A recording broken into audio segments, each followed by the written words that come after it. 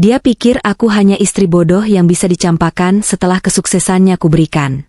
Suamiku lupa, tangan yang menyuapinya nasi dengan tulus adalah tangan yang sama yang bisa menarik taplak meja dan menghancurkan seluruh pestanya dalam sekejap mata. Sembari bersiap mendengarkan kisah ini, yuk, absen dulu di kolom komentar, dari kota mana saja kalian menonton? Jangan lupa dukung channel ini dengan like dan subscribe ya, supaya kami makin semangat mempersembahkan cerita yang lebih menarik lagi. Aroma rendang dan opor ayam menguar memenuhi seluruh penjuru rumah sederhana kami. Sejak pukul 4 pagi, aku sudah berkutat di dapur, memotong daging, memerah santan, dan memastikan setiap hidangan terasa sempurna. Keringat membasahi daster lusuh yang kupakai, membuat beberapa helai rambutku menempel di pelipis. Hari ini adalah hari istimewa. Suamiku, Arya, baru saja mendapatkan promosi besar sebagai general manager di perusahaannya. Sebuah pencapaian yang selama 5 tahun pernikahan kami selalu ia impikan, dan yang diam-diam, akulah yang memuluskan jalannya dari balik layar. Namun, Arya tidak perlu tahu itu. Baginya, aku hanyalah seorang istri rumah tangga biasa yang hanya tahu urusan dapur, kasur, dan sumur. Jam dinding menunjukkan pukul 7 malam. Para tamu undangan, yang sebagian besar adalah rekan kerja dan bawahan Arya di kantor, mulai berdatangan. Aku segera berganti pakaian, mengenakan gaun batik sederhana yang warnanya sudah mulai pudar karena terlalu sering dicuci. Tidak ada perhiasan mewah yang melekat di tubuhku, hanya cincin pernikahan emas polos di jari manis. Aku menyambut para tamu dengan senyum ramah, meski beberapa dari mereka menatapku dengan pandangan meremehkan. Aku bisa mendengar bisik-bisik mereka. Itu istrinya Pak Arya? Kok kucel banget ya? Bisik seorang wanita muda dengan riasan tebal. Iya, jomplang banget sama Pak Arya yang gagah dan wangi. Kasihan Pak Arya, karir bagus tapi istrinya kayak pembantu, sahut temannya sambil terkikik pelan. Aku hanya menelan ludah, menahan perih di dada. Sudah biasa. Selama ini aku memang sengaja menyembunyikan identitas asliku sebagai pewaris tunggal Wijaya Group, perusahaan tempat mereka semua bekerja. Aku ingin Arya mencintaiku apa adanya, bukan karena hartaku. Aku ingin melihat perjuangannya. Dan malam ini, aku pikir kesabaranku akan berbuah manis. Suara mesin mobil menderu di halaman depan. Itu pasti Arya. Jantungku berdebar kencang, membayangkan ia akan masuk, memelukku, dan mengenalkanku dengan bangga sebagai wanita yang mendampinginya dari nol. Pintu depan terbuka lebar. Senyumku merekah, namun sedetik kemudian, senyum itu membeku. Hancur berkeping-keping. Arya tidak datang sendiri. Ia melangkah masuk dengan setelan jas mahal yang baru dibelinya minggu lalu.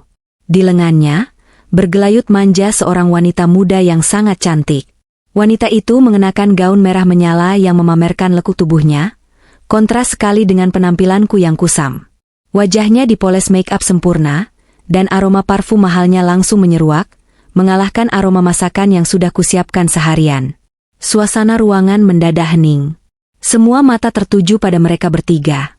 Aku, Arya, dan wanita asing itu. Arya menatapku. Tidak ada sorot cinta atau rindu di matanya. Yang ada hanya tatapan dingin, angkuh, dan penuh kemenangan. Ia berjalan mendekatiku, masih dengan wanita itu di lengannya. Mereka tampak seperti pasangan serasi dari majalah mode, sementara aku berdiri kaku seperti pelayan yang salah masuk ruangan. Mas, siapa dia? Tanyaku lirih, suaraku bergetar. Arya tertawa kecil, sebuah tawa yang terdengar sangat asing dan menyakitkan. Ia menepuk tangan wanita di lengannya dengan lembut, lalu menatapku dengan dagu terangkat. Teman-teman, perhatian sebentar. Seru Arya lantang, memastikan semua tamu mendengarnya. Malam ini, di momen spesial kenaikan jabatanku, aku ingin memperkenalkan seseorang yang sangat berjasa. Aku menahan napas, secercah harapan bodoh masih tersisa bahwa ia akan menyebut namaku. Kenalkan, ini Sinta, ucap Arya lantang, merangkul pinggang wanita itu makin erat. Ini pacar baruku. Dia wanita hebat, cerdas, dan berkelas. Bukan sepertimu, Maya, yang hanya diam di rumah menghabiskan uang suami. Dunia seakan runtuh menimpaku saat itu juga. Lututku lemas. Kalimat itu menghantam dadaku lebih keras daripada pukulan fisik manapun. Mas, apa maksudmu? Air mataku mulai menggenang. Aku istrimu. Aku yang menemanimu saat kau belum punya apa-apa. Aku yang... Cukup, potong Arya kasar. Wajahnya memerah karena marah, seolah keberadaanku adalah aib baginya. Jangan drama di sini. Kamu pikir siapa yang melobi atasan sampai aku bisa dapat posisi general manager ini? Sinta. Dia yang punya koneksi. Dia yang berjuang membantuku. Sementara kamu cuma tahu minta uang belanja, masak makanan yang itu-itu saja, dan berdandan lusuh seperti gembel. Kamu tidak pantas mendampingi seorang general manager. Sinta tersenyum sinis, menatapku dari ujung rambut sampai ujung kaki dengan tatapan jijik. Maaf ya, Mbak Maya. Dunia kerja itu keras. Pria sukses seperti Mas Arya butuh pendamping yang selevel, yang bisa diajak brainstorming, bukan cuma bisa ngulek sambal. Mas Arya butuh berlian, bukan batu kali. Para tamu ternganga. Sebagian tampak kasihan, tapi sebagian besar justru terlihat menikmati pertunjukan ini, seolah membenarkan ucapan Arya. Arya merogoh saku jas dalamnya, dan mengeluarkan sebuah amplop coklat. Ia melemparkannya ke wajahku. Amplop itu jatuh ke lantai, tepat di dekat kaki-kakiku yang gemetar. Itu surat cerai. Sudah kutandatangani, kata Arya dingin. Mulai malam ini, kita pisah ranjang. Aku berikan waktu 1 minggu untukmu angkat kaki dari rumah ini. Rumah ini sekarang levelnya sudah beda, tidak cocok untuk wanita kampung sepertimu. Aku akan merenovasinya untuk ditinggali bersama Sinta. Aku menunduk, menatap amplop coklat itu. Rasa sakit yang tadi menghunjam perlahan berubah menjadi sesuatu yang lain. Sesuatu yang panas, membakar, namun membuat pikiranku mendadak jernih. Jadi begini, 5 tahun aku menyamar, hidup sederhana, bahkan menyuntikkan dana ke perusahaan secara diam-diam agar departemen Arya tidak dibubarkan, dan ini balasannya? Dia bilang Sinta yang melobi atasan? Lucu sekali. SK kenaikan jabatannya itu aku yang tanda tangani di ruang kerjaku yang tersembunyi, 2 hari yang lalu. Aku menaikkan jabatannya sebagai hadiah ulang tahun pernikahan kami yang kelima, berharap dia akan lebih bertanggung jawab. Ternyata, dia malah menggunakan jabatan itu untuk menginjak kepalaku. Aku mengangkat wajahku. Tidak ada lagi air mata. Aku menghapusnya dengan punggung tangan. Kupandang wajah Arya yang sombong dan wajah Sinta yang penuh kemenangan semu itu. Mereka tidak tahu siapa yang sedang mereka hadapi. Mereka pikir mereka baru saja membuang sampah. Padahal mereka baru saja meledakkan bendungan yang menahan air bah. Aku membungkuk, mengambil amplop itu dengan tenang. Gerakanku yang tidak histeris membuat Arya sedikit mengernyit. 1 minggu, tanyaku pelan, namun tegas. Tatapanku lurus menembus manik mata Arya. Ya, 1 minggu. Jangan harap aku memberimu pesangon besar. Kamu tidak berkontribusi apa-apa dalam karirku, cibir Arya. Aku tersenyum tipis. Sangat tipis. Baik, Mas. Aku akan pergi. Terima kasih sudah menyadarkanku siapa kamu sebenarnya. Tapi ingat satu hal, Arya. Aku melangkah maju 1 langkah, membuat Sinta mundur sedikit karena terintimidasi oleh aura dingin yang tiba-tiba memancar dariku. Jabatan yang kau banggakan itu, bisa hilang lebih cepat daripada kau mendapatkannya. Aku berbalik badan, meninggalkan ruang tengah yang penuh dengan makanan yang kumasak dengan penuh cinta, yang kini terasa hambar. Aku berjalan menuju kamar tamu, menutup pintu, dan menguncinya. Di luar, aku mendengar Arya tertawa keras untuk mencairkan suasana. Ah, jangan didengarkan. Biasa, gertakan wanita frustasi. Ayo makan. Sinta, sayang, ambilkan aku minum. Aku duduk di tepi ranjang sempit kamar tamu. Tanganku meremas amplop coklat itu. Rasa sedih itu sudah hilang, berganti dengan tekad baja. Minggu itu terasa seperti neraka, namun aku menjalaninya dengan ketenangan yang menakutkan. Arya dan Sinta benar-benar tidak tahu malu. Sinta mulai sering menginap bahkan sebelum aku keluar dari rumah. Mereka bertingkah seolah aku adalah hantu tak kasat mata. Sinta dengan berani memindahkan perabot, membuang hiasan dinding yang kubuat sendiri dari kerang laut saat bulan madu kami dulu, dan menggantinya dengan lukisan abstrak yang menurutnya berkelas, tapi sebenarnya murahan. Pagi ini adalah batas waktu terakhirku. Aku sudah mengepak barang-barangku. Tidak banyak, Hanya satu koper kecil berisi pakaian-pakaian lamaku dan beberapa dokumen pribadi. Aku tidak membawa satupun barang yang dibeli dengan uang Arya. Biarlah. Aku tidak butuh uang recehnya. Aku keluar dari kamar tamu sambil menyeret koper. Di ruang tengah, Arya dan Sinta sedang sarapan. Mereka duduk berdampingan, tertawa-tawa sambil menyuapkan roti bakar. Pemandangan yang memuakkan. "Lo, sudah mau pergi?" tanya Sinta dengan nada mengejek. Ia bahkan tidak repot-repot bangkit dari duduknya. "Hati-hati ya, Mbak. Di luar sana susah cari makan kalau nggak punya skill." Arya menyesap kopinya, lalu menatapku sekilas tanpa rasa bersalah sedikit pun. "Kunci rumah taruh di meja. Jangan bawa barang yang bukan milikmu." "Tenang saja," jawabku datar.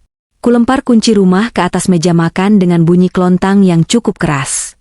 Tidak ada satupun barang di rumah ini yang berharga bagiku lagi. Semuanya sudah terkontaminasi oleh pengkhianatan. Arya mendengus. "Masih saja sombong. Lihat nanti, seminggu lagi paling kamu datang merengek minta uang kontrakan." Aku tidak menjawab. Aku hanya menatap mereka berdua untuk terakhir kalinya, merekam wajah-wajah sombong itu dalam ingatanku sebagai bahan bakar balas dendamku nanti. Tanpa kata perpisahan, aku melangkah keluar pintu. Sinar matahari pagi menerpa wajahku, terasa hangat dan membebaskan. Begitu pagar rumah tertutup di belakangku, aku menarik napas panjang. Udara kebebasan. Tetangga-tetangga yang sedang menyapu halaman menatapku dengan iba. Mereka pasti sudah mendengar keributan semalam, atau melihat mobil Sinta yang terparkir setiap hari. "Mbak Maya, mau kemana bawa koper?" tanya Bu RT yang kebetulan lewat. "Mau pergi, Bu. Mencari hidup baru," jawabku singkat sambil tersenyum. Senyum yang tulus, bukan senyum penderitaan. Aku berjalan kaki menyusuri komplek perumahan sederhana itu sampai ke ujung jalan besar. Di sana, di tikungan yang agak tersembunyi dari pandangan rumah Arya, sebuah mobil sedan hitam mengkilap jenis limousine sudah menunggu. Seorang pria parubaya dengan setelan jas rapi berdiri tegak di samping pintu penumpang belakang. Begitu melihatku, pria itu bergegas menghampiri, mengambil alih koper dari tanganku, dan membungkuk hormat 90 derajat. Sikapnya sangat kontras dengan perlakuan yang kuterima di rumah tadi. "Selamat pagi, Ibu Direktur," sapanya dengan suara bariton yang hormat. "Semua sudah siap sesuai instruksi Ibu." Itu Pak Dharma, asisten pribadiku yang paling setia. Orang kepercayaanku yang selama 5 tahun ini menjadi perpanjangan tanganku mengurus Wijaya Group, sementara aku berpura-pura menjadi ibu rumah tangga. "Pagi, Pak Dharma," jawabku. Suaraku berubah. Tidak ada lagi getaran ragu atau nada submisif. Suaraku kini tegas, dingin, dan penuh wibawa. Aura kepemimpinan yang selama ini kusembunyikan di balik daster, kini keluar sepenuhnya. Aku masuk ke dalam kabin mobil yang sejuk dan wangi kulit asli. Interior mewah ini terasa familiar, seperti rumah yang sudah lama ditinggalkan. Pak Dharma menutup pintu, lalu duduk di kursi depan di samping sopir. "Jalan," perintahku singkat. Mobil meluncur halus membelah jalanan kota. Aku membuka tas selempang kumalku, mengambil ponsel pintar keluaran terbaru yang disiapkan Pak Dharma, dan mulai membaca laporan-laporan digital yang masuk. "Pak Dharma," panggilku tanpa mengalihkan pandangan dari layar tablet yang baru saja diserahkan Pak Dharma dari kursi depan. "Ya, Bu." "Bagaimana status aset-aset yang kuberikan atas nama Arya?" "Sesuai perintah Ibu via telepon kemarin malam, tim legal kita sudah bergerak. Rumah yang ditempati Pak Arya, mobil yang dipakainya, dan kartu kredit yang Ibu berikan fasilitas suplementari dari akun pribadi Ibu. Semuanya sedang dalam proses pembekuan dan penarikan. Karena status kepemilikan aslinya adalah atas nama perusahaan induk atau atas nama Ibu sebelum menikah dengan perjanjian pisah harta, prosesnya sangat mudah." Aku tersenyum miring. Arya bodoh. Dia pikir dia membeli rumah dan mobil itu dengan hasil keringatnya? Gaji dia sebagai manajer rendahan dulu, bahkan tidak cukup untuk membayar cicilan bunganya. Akulah yang membayar lunas semuanya menggunakan uang pribadiku, tapi kubiarkan dia merasa bangga dengan mengatasnamakan dirinya di sertifikat hak guna bangunan, sementara sertifikat hak milik tanahnya tetap atas namaku. Secara hukum, dia hanya menumpang. Bagus. Blokir semua akses keuangannya mulai jam 12 siang ini. Biarkan dia menikmati makan siangnya sebentar, lalu buat dia malu saat hendak membayar. Perintahku kejam. Siap, Bu. Lalu untuk agenda hari ini, aku meletakkan tablet itu di pangkuan. Kutatap pantulan wajahku di kaca jendela mobil. Wajah polos tanpa make up ini sebentar lagi akan berubah. Bawa aku ke salon langgananku yang dulu. Aku butuh makeover total. Hilangkan jejak, Maya si upik abu. Lalu antar aku ke butik. Siapkan setelan terbaik untuk besok. Baik, Bu. Apakah Ibu akan langsung ke kantor pusat? Tidak hari ini. Biarkan mereka berpesta sedikit lebih lama. Besok, siapkan rapat umum pemegang saham luar biasa. Panggil seluruh jajaran direksi. Katakan pada mereka. Aku memberi jeda sejenak, mataku berkilat tajam. Katakan bahwa sleeping partner mereka sudah bangun dari tidur panjangnya, dan dia sedang sangat marah. Pak Dharma mengangguk patuh melalui spion tengah. Dimengerti, Bu. Oh ya, ada satu informasi lagi. Pak Arya baru saja mengajukan proposal pengadaan barang baru dengan nilai fantastis. Dan dia menunjuk vendor yang mencurigakan. Sinta, tebakku. Benar, Bu. Vendor itu terdaftar atas nama kerabat saudari Sinta. Markup harganya hampir 200%. Aku tertawa renyah. Tawa yang benar-benar lepas. Luar biasa. Baru sehari jadi bos, sudah mau korupsi. Biarkan saja dulu, Pak Dharma. Sisi saja proposalnya di tahap awal. Biar jadi bukti pidana yang kuat nanti. Aku ingin menjatuhkan mereka bukan hanya dengan perceraian, tapi dengan hukum. Aku ingin mereka busuk di penjara. Mobil berbelok memasuki kawasan elit ibu kota. Gedung-gedung pencakar langit menjulang tinggi. Salah satunya adalah Menara Wijaya, kerajaan bisnis yang diwariskan ayahku. Selama ini aku memantaunya dari jauh, membiarkan orang lain menjalankannya, demi membina rumah tangga sederhana yang kuimpikan. Tapi impian itu sudah mati. Arya telah membunuhnya. Kini, tidak ada lagi Maya si istri penurut.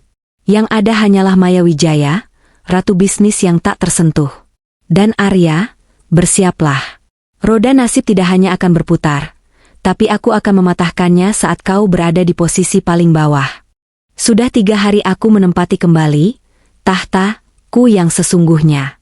Bukan di dapur sempit yang penuh asap masakan, melainkan di lantai teratas Menara Wijaya, sebuah ruangan luas berlantai marmer dengan dinding kaca yang menyajikan pemandangan seluruh kota Jakarta. Di hadapanku, deretan layar monitor menyala terang, menampilkan rekaman CCTV dari berbagai sudut kantor pusat, termasuk ruangan General Manager yang kini diduduki oleh Arya. Rasanya ironis. Dulu, aku harus menyeduh kopi sachet murahan untuk Arya setiap pagi agar dia tidak mengantuk di kantor. Sekarang, aku bisa melihatnya dari sini, seperti menonton tikus yang berlarian di dalam labirin kaca. Di layar utama, terlihat Arya sedang duduk di kursi barunya dengan gaya yang dibuat-buat. Dia memutar-mutar pulpen mahal, yang kutahu dia ambil dari inventaris kantor tanpa izin, sambil kakinya dinaikkan ke atas meja. Di hadapannya, berdiri Pak Haryo, kepala divisi pemasaran yang sudah mengabdi di perusahaan ini sejak zaman almarhum ayahku. Pak Haryo adalah orang yang jujur, pekerja keras, dan dulu sering membantuku memahami seluk-beluk perusahaan saat aku masih magang dengan nama samaran. Rambutnya yang memutih tampak bergetar, menunduk di hadapan Arya yang usianya bahkan separuh dari usianya. Aku menekan tombol audio di panel kontrol untuk mendengar percakapan mereka. Jadi, Pak Haryo, suara Arya terdengar angkuh, menggema melalui speaker di ruanganku. Anda bilang target bulan ini sulit dicapai karena kondisi pasar sedang lesu?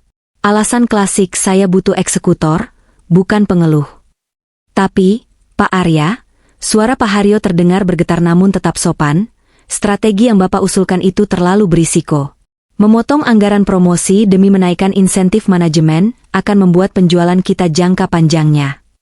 Cukup, bentak Arya, memukul meja. Aku melihat Pak Haryo tersentak kaget. Anda ini bawahan, tugas Anda mematuhi perintah atasan, bukan menggurui. Saya ini General Manager sekarang. Saya yang pegang kendali. Kalau Anda tidak sanggup mengikuti ritme kerja saya yang cepat dan visioner, silakan angkat kaki. Rahangku mengeras melihat kelakuan Arya. Dia menyebut dirinya visioner? Strategi yang dia bicarakan itu adalah strategi bunuh diri yang hanya akan menguntungkan kantong pribadinya dalam jangka pendek. Baik, Pak. Jika itu keputusan Bapak, Pak Haryo menunduk dalam, harga dirinya terluka. Saya akan ajukan surat pengunduran diri siang ini. Bagus. Jangan lupa bereskan meja Anda sebelum jam makan siang. Aku segera mengirim pesan singkat pada Pak Dharma. Tahan surat pengunduran diri Pak Haryo. Berikan dia cuti berbayar selama 2 minggu dengan alasan tugas khusus dari direksi. Jangan sampai Arya tahu. Tak lama setelah Pak Haryo keluar, pintu ruangan Arya terbuka lagi. Kali ini Sinta yang masuk.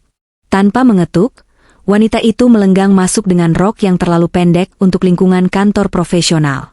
Dia langsung duduk di pangkuan Arya sambil melingkarkan lengannya di leher suamiku, mantan suamiku. Gimana, sayang? Si tua bangka itu sudah pergi? Tanya Sinta manja, suaranya membuat perutku mual. Beres. Dia pikir dia siapa berani menentangku, jawab Arya sambil mencium pipi Sinta. Sekarang posisinya kosong. Kamu bisa rekomendasikan temanmu yang kemarin itu. Siapa namanya? Reni? Iya, Reni. Dia pasti senang banget. Ah, kamu memang hebat, Mas. Darahku mendidih mendengar namaku disebut. Mereka benar-benar tidak punya hati. Di tengah jam kerja, di kantor yang dibangun dengan keringat darah ayahku, mereka melakukan hal menjijikkan seperti ini. Mas, Sinta merajuk lagi. Nanti siang kita makan di restoran Jepang yang baru buka di mall seberang itu yuk? Yang omakase itu loh. Katanya mahal banget, tapi kan sekarang kamu general manager. Gajimu pasti cukup buat beli restorannya sekalian. Arya tertawa sombong. Kecil itu, sayang. Apapun buat kamu. Jangankan omakase, tas branded yang kamu mau kemarin juga nanti kita beli sekalian. Asik. Makin cinta deh sama Mas Arya. Aku tersenyum miring di balik layar monitor. Silakan bersenang-senang sebentar lagi, Arya. Jam istirahat tiba. Aku melihat Arya dan Sinta keluar kantor dengan bergandengan tangan, seolah dunia milik mereka berdua. Mereka menuju mall mewah di seberang kantor. Aku kembali menghubungi Pak Dharma. Eksekusi sekarang, Pak Dharma. Blokir akses kartu kredit utamanya dan bekukan rekening gaji yang terhubung dengan fasilitas kantor. Sisakan saldo 0 rupiah, perintahku dingin. Siap laksanakan, Bu. Tim IT perbankan sudah standby menunggu perintah Ibu. Aku membayangkan apa yang akan terjadi selanjutnya. Aku tidak perlu melihat CCTV mall untuk tahu betapa malunya mereka nanti, tapi laporan dari Pak Dharma beberapa jam kemudian sudah cukup menggambarkan kekacauan itu. Tagihannya mencapai 3 juta rupiah untuk 2 orang. Jumlah yang fantastis untuk ukuran makan siang, tapi Arya dengan percaya diri memanggil pelayan dan menyodorkan kartu kredit platinumnya. Kartu yang sebenarnya adalah kartu tambahan dari rekening utamaku yang selama ini kusembunyikan statusnya. Maaf, Pak. Kartunya declinet. Ucap pelayan itu sopan setelah mencoba menggeseknya di mesin EDC. Hah? Nggak mungkin. Coba lagi. Mesin kamu yang rusak kali. Arya protes dengan suara tinggi, membuat pengunjung lain menoleh. Pelayan itu mencoba lagi, bahkan sampai 3 kali. Hasilnya sama. Tetap tidak bisa. Pak, mungkin Bapak ada kartu lain? Wajah Arya mulai memerah. Pakai kartu debitku saja, kata Arya gugup, mengeluarkan kartu gaji dari dompetnya. Saldo tidak mencukupi, Pak, kata pelayan itu lagi, kali ini dengan nada sedikit curiga. Apa? Saldo tidak cukup? Saya baru gajian kemarin. Ini pasti ada kesalahan sistem di bank kalian. Arya mulai panik. Ia mencoba membuka aplikasi mobile banking di ponselnya. Saat layar terbuka, matanya melotot. Angka yang tertera di sana adalah 0 rupiah. Kok 0? Kemana uangku? Teriak Arya histeris. Ia mencoba menelepon call center bank di depan umum, di tengah tatapan sinis para pengunjung restoran. Mohon maaf, Bapak Arya. Rekening Bapak dibekukan sementara karena adanya indikasi aktivitas mencurigakan dan audit internal dari perusahaan penjamin. Kami tidak bisa membuka blokirnya sampai audit selesai. Audit apa? Saya ini general manager. bentak Arya, tapi operator sudah menutup telepon sesuai prosedur. Sinta tampak pucat. Mas, terus bayarnya gimana? Malu-maluin banget sih. Akhirnya, dengan menahan malu yang luar biasa, Arya harus meninggalkan jam tangan mahalnya, satu-satunya barang berharga yang ia pakai, sebagai jaminan di restoran itu sampai ia bisa membawa uang tunai. Mereka keluar dari restoran bukan dengan dagu terangkat, tapi dengan kepala tertunduk, diiringi bisik-bisik pengunjung lain yang mengenali seragam kantor Arya. Di ruang kerjaku, aku tertawa pelan. Tawaku bergema di ruangan besar itu, terdengar sedikit hampa namun memuaskan. Itu baru permulaan, Arya, gumamku pada layar monitor yang kini menampilkan Arya kembali ke kantor dengan wajah kusut. Kau pikir kekuasaan itu abadi? Kau baru saja merasakan betapa rapuhnya fondasi yang kau bangun di atas penderitaan istrimu. Sore harinya, Arya tampak uring-uringan di kantor. Ia memarahi sekretarisnya hanya karena kopi yang disajikan kurang manis. Ia mencoba menelepon bagian keuangan kantor, tapi sesuai instruksiku, kepala keuangan sedang rapat luar dan tidak bisa diganggu. Arya benar-benar terisolasi dalam gelembung kebingungannya sendiri. Dia tidak sadar bahwa tanah yang dipijaknya sedang bergerak, siap menelannya bulat-bulat. Dan aku, Maya, adalah orang yang memegang tuas pengendali gempa itu. Keesokan harinya, suasana di kantor pusat Wijaya Group terasa berbeda. Ada ketegangan yang menggantung di udara, namun juga antusiasme yang meluap-luap. Pagi-pagi sekali, sebuah pengumuman resmi telah disebar ke seluruh email karyawan, dari level office B hingga direktur. Pengumuman tentang gala dinner tahunan dan perkenalan pemegang saham utama. Aku membaca salinan email itu dari tabletku, sambil menikmati sarapan bubur ayam di apartemen mewah yang kini kutempati. Apartemen ini adalah salah satu aset pribadiku yang selama ini kosong. Letaknya strategis, hanya 10 menit dari kantor. Perabotan di sini bergaya minimalis modern, jauh lebih nyaman daripada rumah kontrakan yang dulu ditinggali Arya dengan segala keluh kesahnya tentang atap bocor. Isi email itu sederhana namun mengguncang, kepada seluruh karyawan Wijaya Group. Dengan hormat, kami mengundang seluruh jajaran manajemen level manager ke atas untuk menghadiri gala dinner tahunan yang akan diselenggarakan besok malam di Grand Ballroom Hotel Kempinski. Agenda utama, pemaparan visi misi baru dan perkenalan resmi pemilik utama Wijaya Group yang selama ini berada di balik layar. Kehadiran bersifat wajib. Gosip menyebar lebih cepat daripada api yang menyambar bensin. Di grup-grup WhatsApp karyawan yang kupantau lewat akun kloningan, semua orang membicarakan siapa sosok pemilik utama ini. Selama ini, Wijaya Group dikenal dijalankan oleh Dewan Direksi Profesional, dan pemilik saham mayoritasnya selalu dirahasiakan identitasnya demi alasan keamanan keluarga. Ayahku memang sangat protektif. Aku beralih ke layar CCTV yang terhubung ke smartphoneku. Di ruangan Arya, suamiku, Ralat, calon mantan suamiku, tampak sangat bersemangat. Wajah kusutnya kemarin sore seolah lenyap, digantikan oleh optimisme buta yang menggelikan. Sinta, baca ini. Seru Arya sambil menunjukkan layar komputernya pada Sinta yang sedang duduk memoles kukunya. Lagi. Wanita itu sepertinya tidak punya job desk yang jelas selain menjadi parasit. Sinta menyipitkan mata membaca email itu. Pemilik utama? Maksudnya Big Boss yang selama ini misterius itu. Iya. Dan dengar-dengar dari rumor yang beredar, Big Boss ini baru saja pulang dari luar negeri dan ingin merombak manajemen, kata Arya dengan mata berbinar. Imajinasinya mulai liar. Pasti dia sudah mendengar kinerjaku. Kenaikan jabatanku kemarin kan sangat cepat. Dia pasti ingin bertemu langsung denganku untuk memberikan apresiasi. Siapa tahu, aku bakal diangkat jadi direktur. Aku hampir tersedak tehku mendengar kepercayaan diriannya yang melampaui batas kewajaran. Bagaimana bisa seseorang yang kartu kreditnya ditolak kemarin, hari ini bermimpi jadi direktur? Wah, serius mas? Sinta langsung antusias. Matanya yang duitan langsung berbinar. Kalau kamu jadi direktur, kita bisa beli rumah di Pondok Indah dong? Terus insiden malu-maluin kemarin gak bakal kejadian lagi kan? Pasti. Kejadian kemarin itu cuma kesalahan teknis bank bodoh itu. Nanti kalau aku ketemu Big Boss, aku akan minta fasilitas black card perusahaan. Bual Arya. Tiba-tiba, wajah Arya berubah licik. Ia menatap ponselnya, lalu menatap Sinta, lalu tersenyum jahat.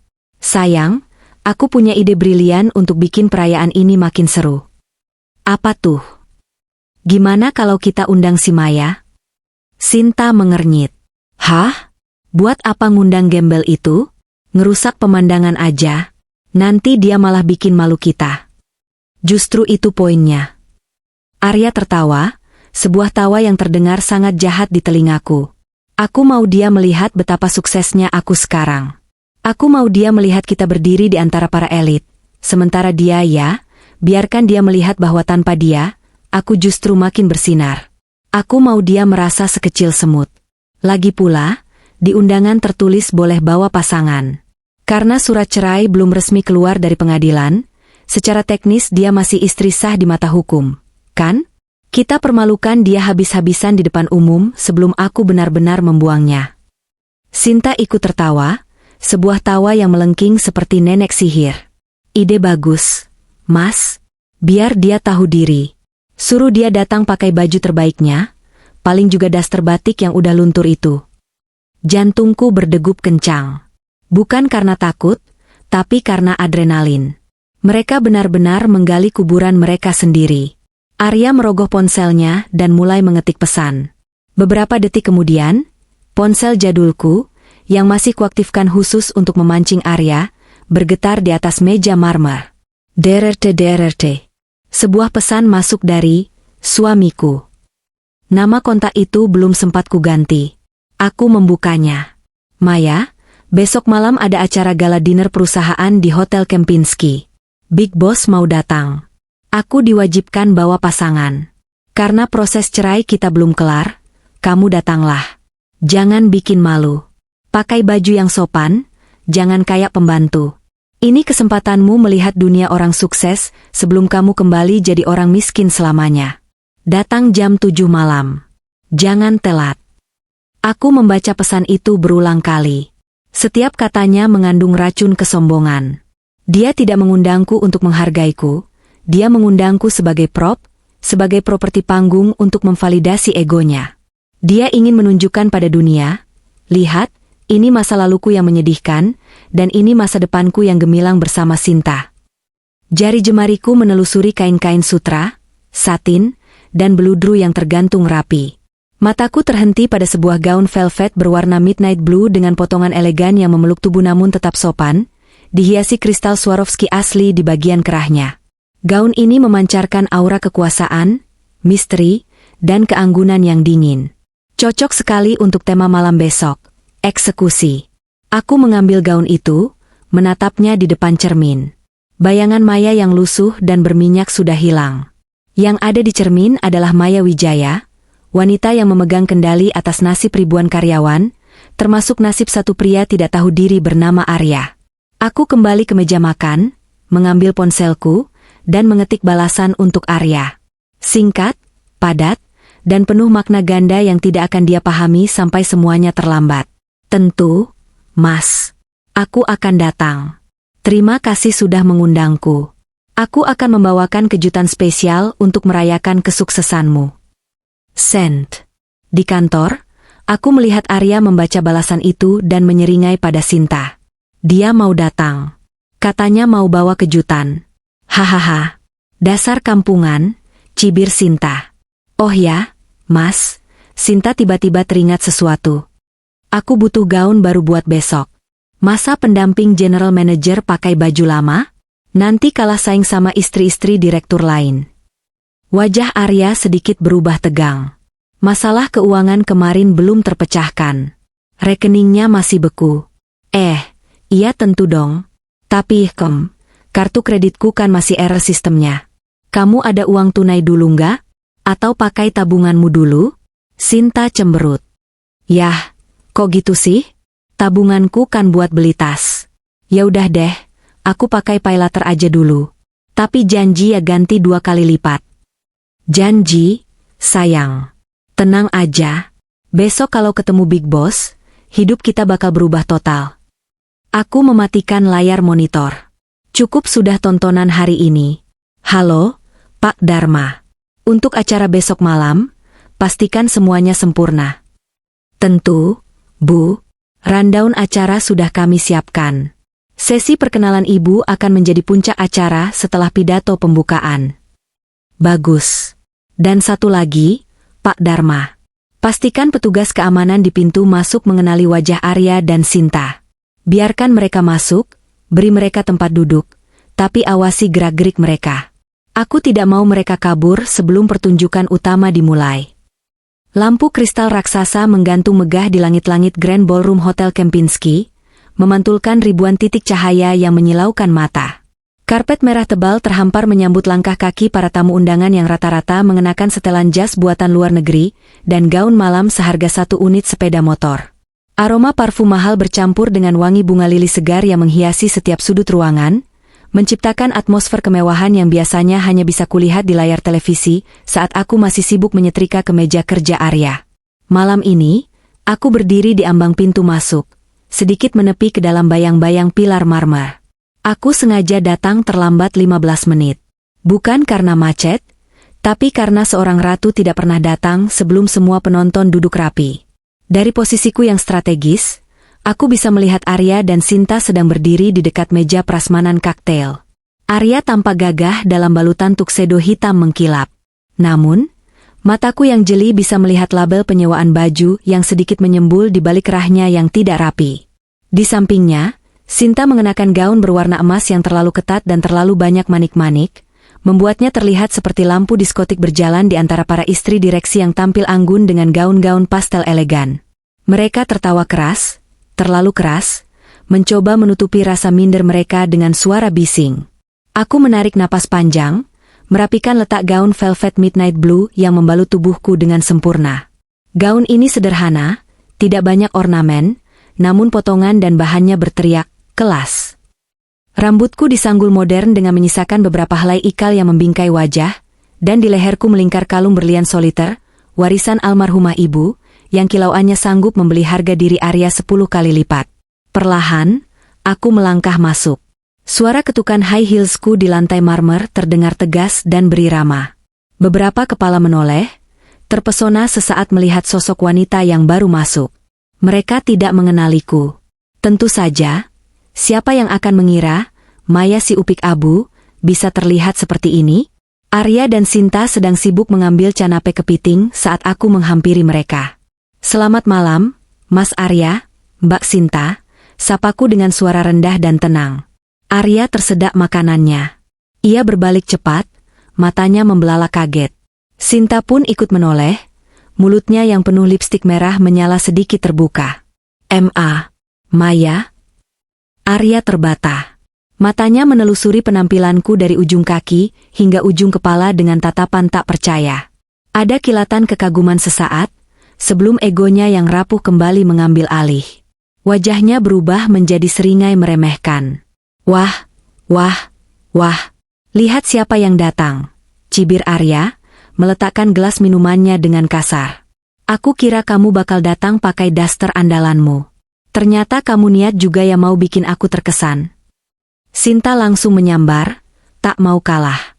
Ia melipat kedua tangannya di depan dada, menatapku sinis. Nyewa di mana bajunya?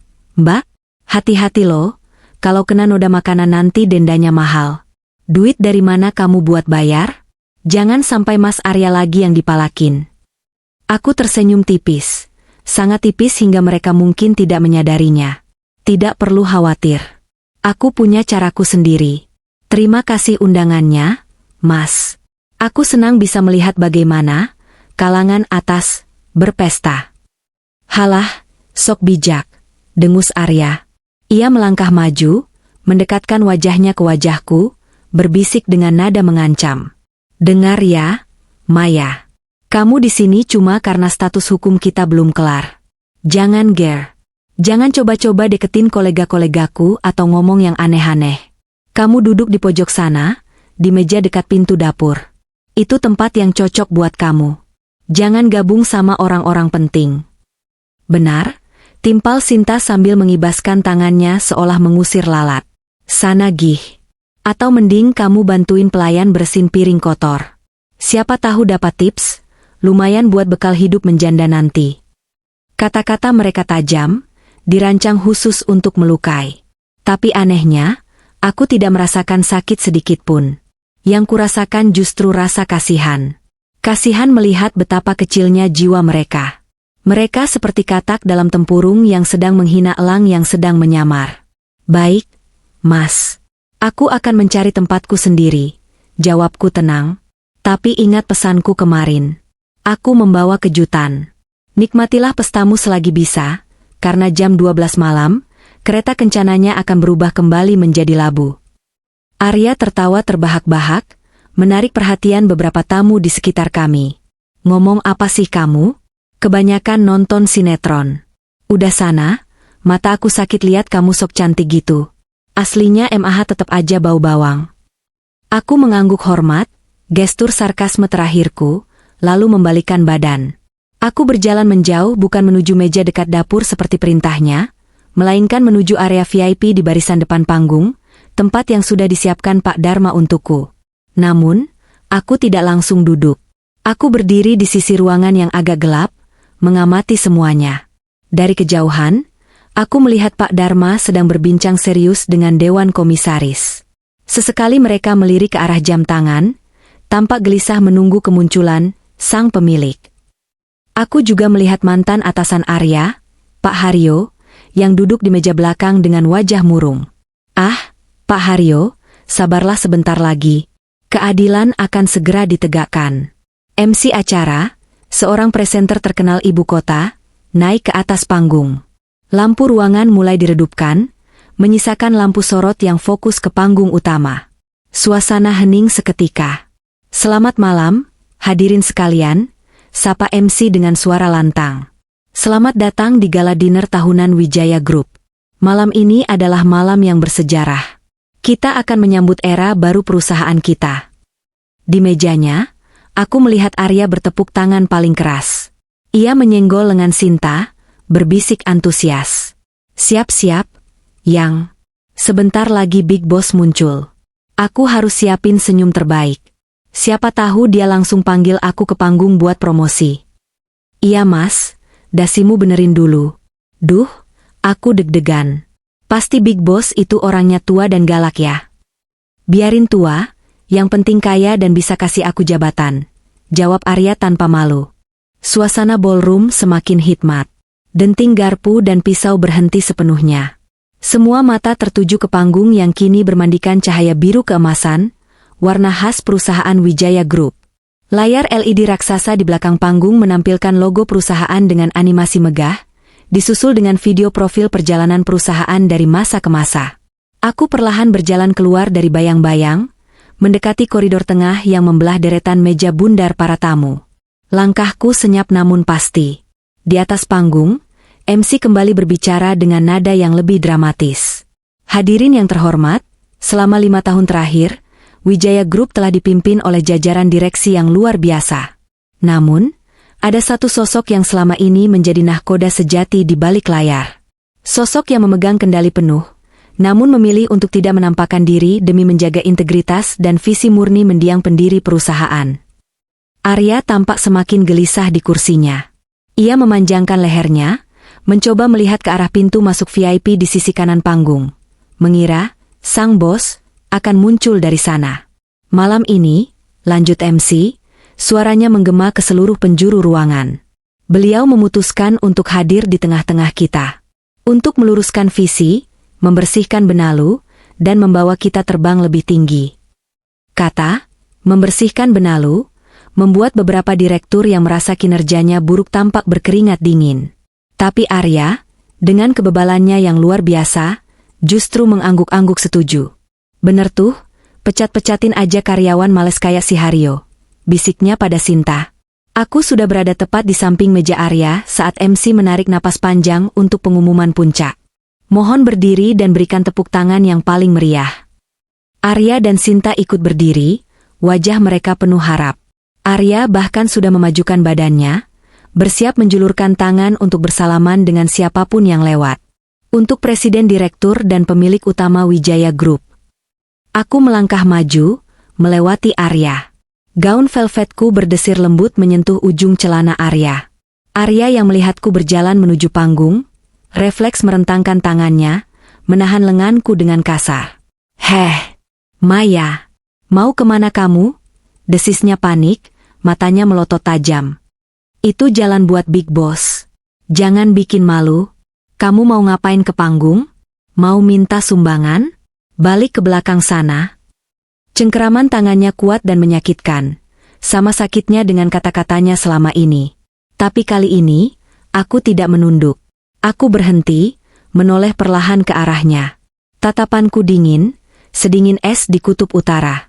"Lepaskan tangan kotormu, Arya," ucapku datar, namun dengan intonasi yang membuat bulu kuduk berdiri. "Apa? Kamu berani ngelawan? Udah gila ya kamu? Itu MC lagi manggil bos besar.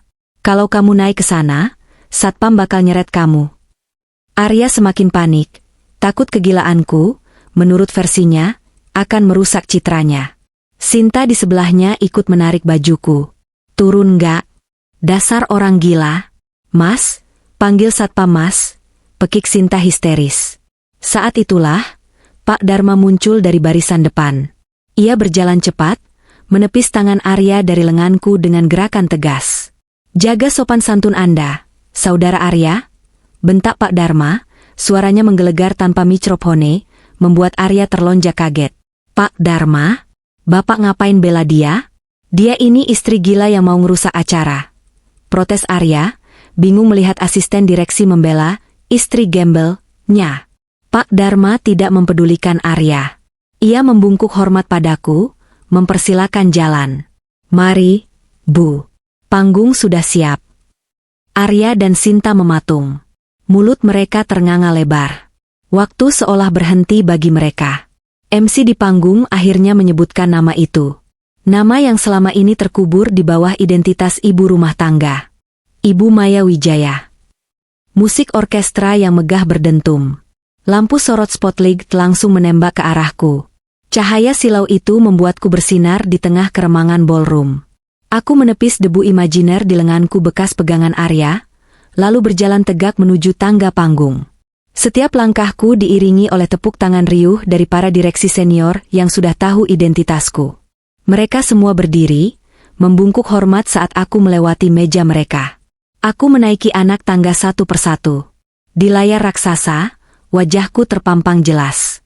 Wajah Maya yang selama ini dihina Arya karena berminyak dan kusam, kini terpampang dengan riasan flawless dan tatapan mata yang tajam bagai elang. Aku berdiri di balik podium. Kusapu pandangan ke seluruh ruangan. Ribuan pasang mata menatapku. Ada yang kagum, ada yang bingung, namun ada dua pasang mata yang menatapku dengan horor yang tak terlukiskan. Di bawah sana, Arya jatuh terduduk di kursinya. Wajahnya pucat pasi, seputih kertas. Kakinya gemetar hebat. Sinta menutup mulutnya dengan kedua tangan, tubuhnya membeku. Mereka seperti melihat hantu. Hantu masa lalu yang datang menuntut balas.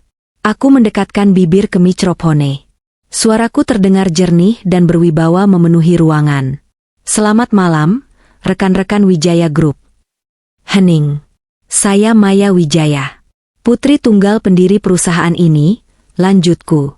Tatapanku terkunci lurus pada Arya yang kini tampak seperti onggokan sampah di kursi mahalnya. Mungkin ada yang bingung. Aku tersenyum miring, senyum yang kubuat khusus untuk Arya. Kenapa saya baru muncul sekarang? Selama 5 tahun ini, saya memilih untuk magang di kehidupan nyata. Saya menyamar menjadi seorang istri sederhana, seorang wanita yang katanya hanya diam di rumah menghabiskan uang suami. Suara bisik-bisik mulai terdengar di antara hadirin. Mereka mulai menyadari drama yang sedang terjadi. Tapi malam ini, suaraku meninggi, penuh emosi namun terkontrol. Saya menyadari bahwa diam saya telah disalahartikan. Kebaikan saya dianggap kelemahan. Dan ketulusan saya dibalas dengan pengkhianatan. Aku menunjuk lurus ke arah Arya. Jari telunjukku bagaikan vonis mati baginya. Kamera menyorot arah tunjukanku, dan wajah Arya yang ketakutan kini muncul di layar besar di samping wajahku. Kepada manajer baru yang merasa jabatannya adalah hasil kerja keras pacarnya.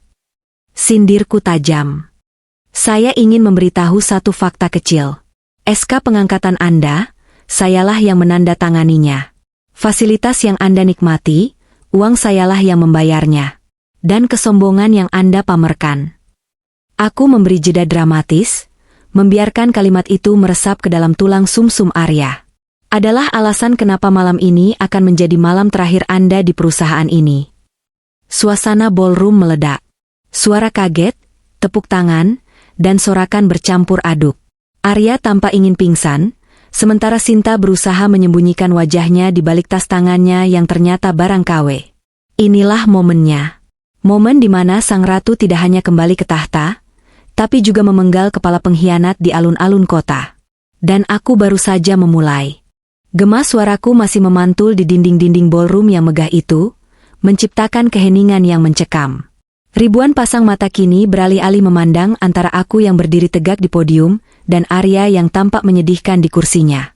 Wajah Arya bukan lagi pucat, tapi sudah berubah menjadi abu-abu, seolah seluruh darah telah disedot keluar dari tubuhnya. Di sebelahnya, Sinta menunduk dalam-dalam, berusaha menutupi wajahnya dengan clutch palsu yang ia banggakan sebelumnya.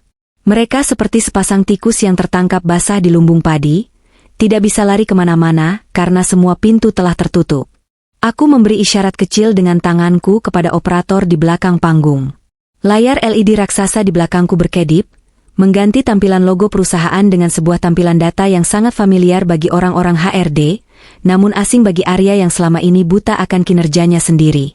Mungkin suami saya segera menjadi mantan suami saya, Saudara Arya, berpikir bahwa promosi jabatannya kemarin adalah buah dari kerja keras dan lobi-lobi cantik pacar barunya. Ucapku santai namun tajam. Mari kita bedah faktanya. Di layar, muncul grafik kinerja Arya selama 5 tahun terakhir. Grafik itu datar, bahkan cenderung menurun. Garis merah yang menandakan target penjualan dan efisiensi kerja berada jauh di atas garis biru pencapaian Arya. Data itu telanjang, brutal, dan tak terbantahkan. Lihatlah, kataku sambil menunjuk layar tanpa menoleh. Ini adalah rapor kinerja Saudara Arya. Rata-rata nilai evaluasi tahunan, C-. Tingkat kehadiran, sering terlambat. Inisiatif, 0. Kontribusi terhadap profit perusahaan, negatif. Secara logika bisnis, karyawan dengan rapor seperti ini seharusnya sudah mendapat surat peringatan ketiga, atau bahkan pemutusan hubungan kerja 2 tahun lalu. Terdengar bisik-bisik riuh dari meja para manajer divisi lain. Mereka mengangguk-angguk, membenarkan apa yang selama ini mereka rasakan tapi tak berani ucapkan karena Arya adalah suami dari orang dalam yang misterius. Tapi kenapa dia masih di sini? Kenapa dia malah naik jabatan? Tanyaku retoris. Aku menatap Arya lekat-lekat. Karena aku, Arya. Karena istrimu yang bodoh dan cuma bisa masak, ini selalu memveto keputusan HRD untuk memecatmu.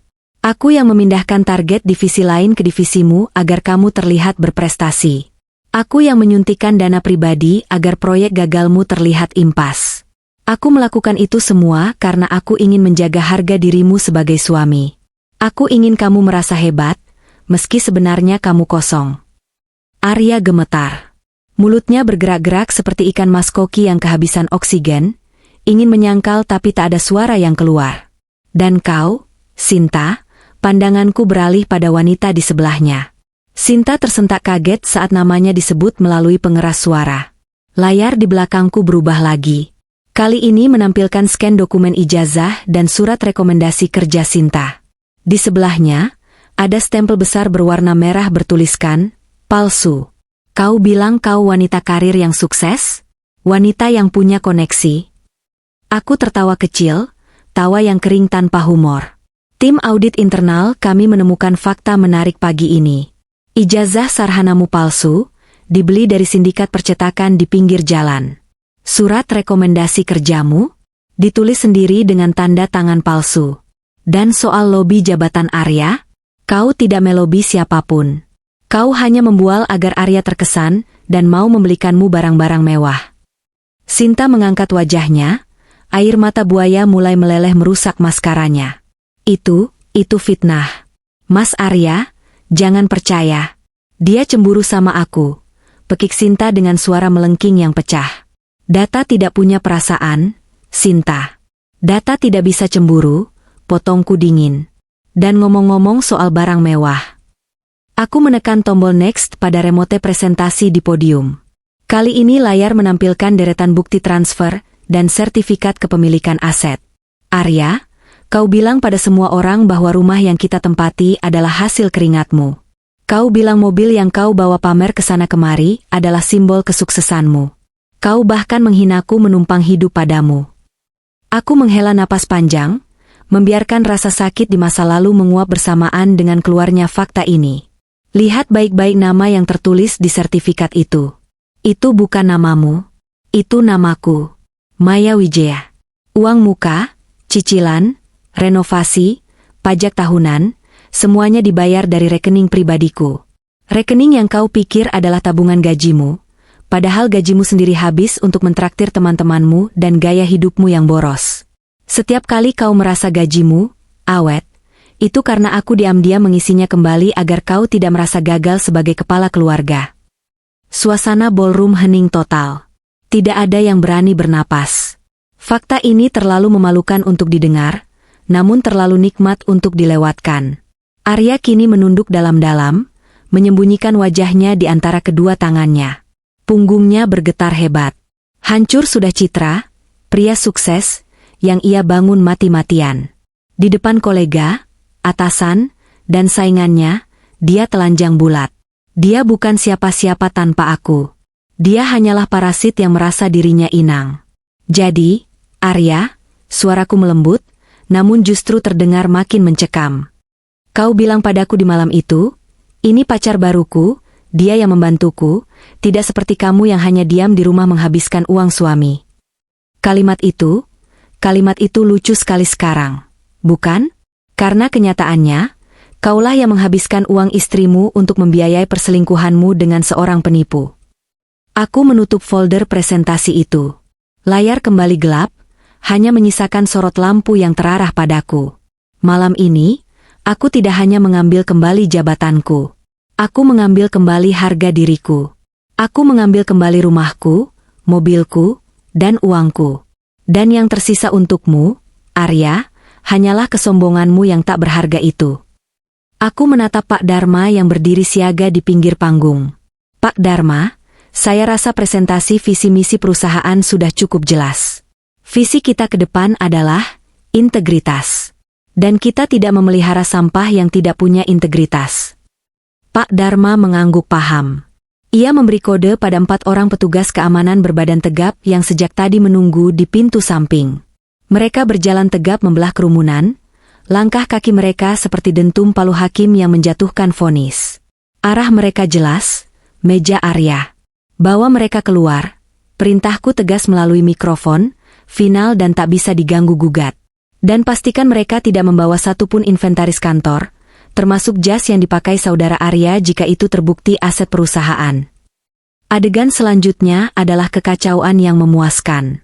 Arya mencoba memberontak saat 2 petugas keamanan mencengkeram lengannya, tapi tenaganya tidak sebanding.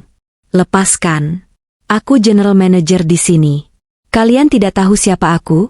Teriak Arya histeris, masih menyangkal kenyataan yang sudah jelas di depan mata. Anda sudah dipecat, Pak. Secara tidak hormat, jawab salah satu petugas keamanan dengan nada datar, sambil terus menyeretnya keluar dari barisan kursi. Di sisi lain, Sinta berusaha melepaskan diri dari petugas wanita yang menggiringnya. Jangan sentuh saya. Baju saya mahal. Mas Arya, tolongin aku. Lakukan sesuatu dong. Tapi Arya tidak bisa melakukan apa-apa. Dia sendiri sedang diseret seperti karung beras. Mereka digiring melewati ratusan tamu undangan yang menatap dengan pandangan jijik, mencemooh, dan ada juga yang memotret kejadian itu dengan ponsel mereka. Besok, wajah mereka pasti akan menghiasi halaman media sosial gosip kantor, atau bahkan berita nasional. Aku tetap berdiri di podium, menyaksikan semuanya dengan wajah tanpa ekspresi sampai pintu ballroom tertutup di belakang punggung mereka. Begitu mereka hilang dari pandangan, aku merasakan beban bertonton terangkat dari pundakku. Kakiku sedikit lemas, bukan karena takut, tapi karena pelepasan adrenalin yang luar biasa. Acara berlanjut tanpa mereka. Aku turun dari panggung, Disambut jabat tangan hangat dan permohonan maaf dari para direksi yang merasa bersalah karena tidak menyadari penderitaanku selama ini. Pak Haryo menghampiriku dengan mata berkaca-kaca. "Bu Maya, saya tidak menyangka," ucap pria tua itu dengan suara bergetar. "Terima kasih sudah menyelamatkan perusahaan ini. Terima kasih sudah menyelamatkan harga diri saya." Aku tersenyum tulus, menepuk bahu Pak Haryo. "Bapak tidak perlu berterima kasih. Bapak orang baik. Besok, kembali bekerja ya, Pak.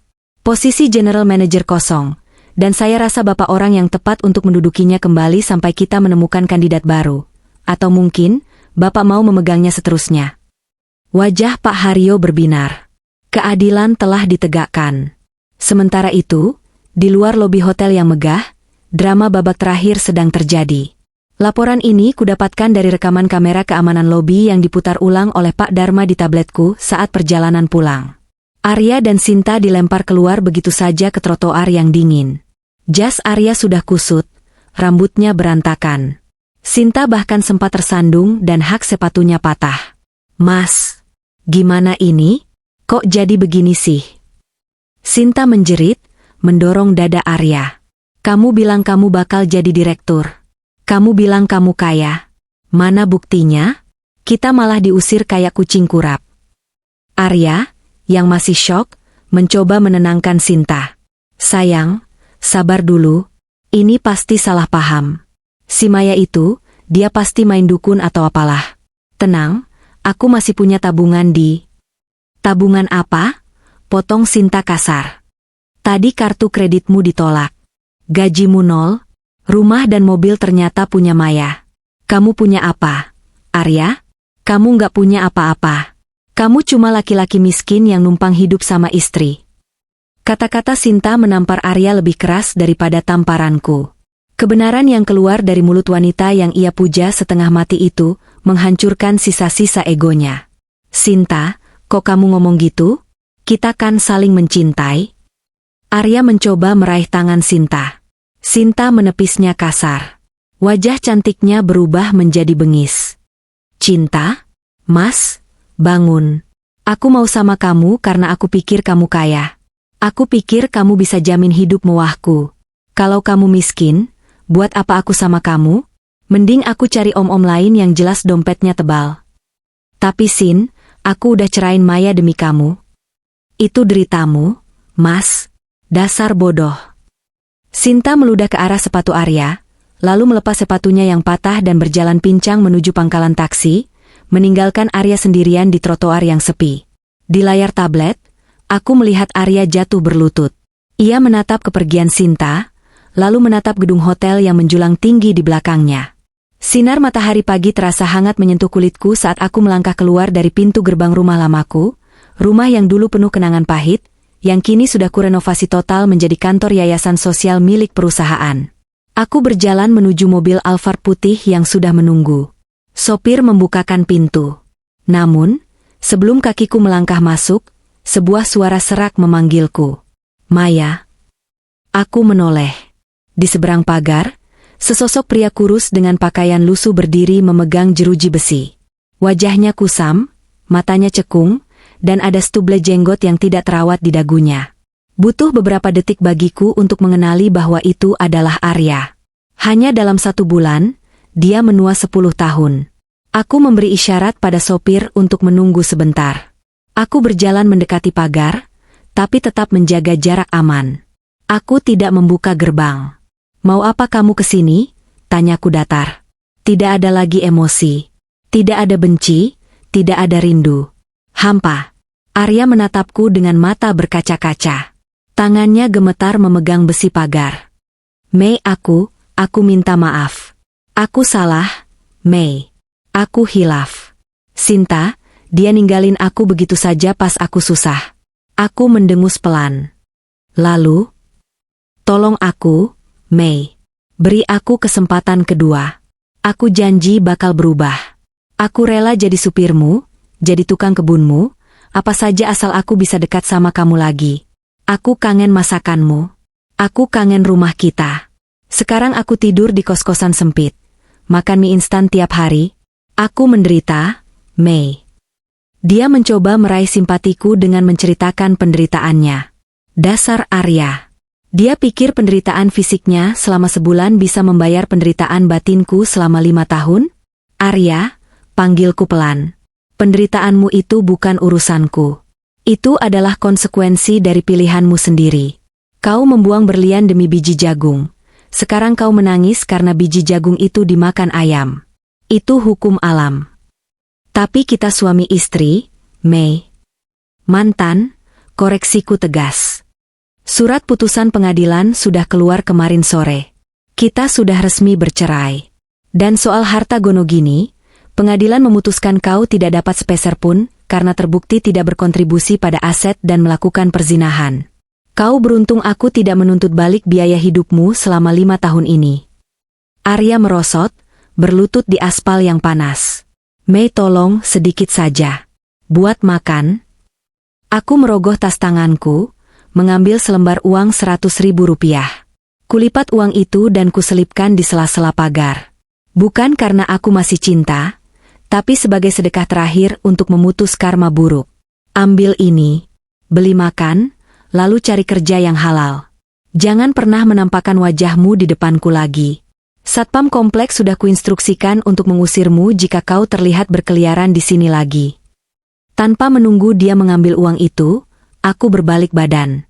Langkahku ringan. Gaun kerjaku berkibar lembut diterpa angin. Aku masuk ke dalam mobil mewahku, duduk di jok kulit yang nyaman. Jalan, Pak, perintahku. Mobil melaju pelan melewati gerbang. Lewat kaca jendela yang gelap, aku melihat Arya masih berlutut memungut uang itu sambil menangis meraung-raung. Tapi suara tangisannya perlahan menghilang di telan jarak dan kesibukan kota Jakarta. Aku membuka tabletku, mengecek jadwal rapat hari ini. Hidup terus berjalan. Maya yang dulu, yang diam dan menelan rasa sakit, sudah mati. Kini yang ada hanya Maya yang baru, yang tahu nilai dirinya, dan tidak akan pernah membiarkan siapapun menginjaknya lagi. Diamku dulu adalah caraku memberinya kesempatan. Tapi dia memilih menghancurkannya, maka aku menghancurkan duniamu, Arya. Dan sekarang, di atas puing-puing kehancuranmu, aku membangun istanaku sendiri.